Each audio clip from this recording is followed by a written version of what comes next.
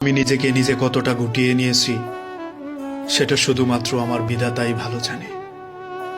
এই যে তোমরা আমাকে দেখছো দেখছো ছুটে চলছি, কথা বলছি, খিলখিলিয়ে হাসছি, অথচ তোমরা এটাই দেখতে পাচ্ছ না এই মুখোশের পেছনে কতটা অভিমান নিয়ে আমি নিজেকে লুকিয়ে রেখেছি।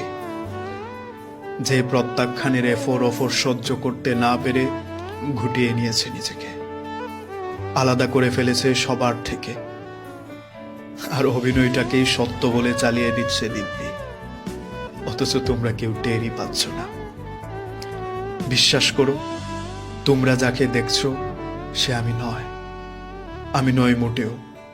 আমি হারিয়ে গেছি, ফুরিয়ে গেছি ভীষণ ভাবে নিজের থেকে। অভিনয় করতে করতে আমি বড্ড ক্লান্ত, বিধ্বস্ত হয়ে পড়েছি চোখের জলে। এই বুকের রক্তক্ষরণ ঢাকা পড়েছে মিথ্যে হাসির পেছনে।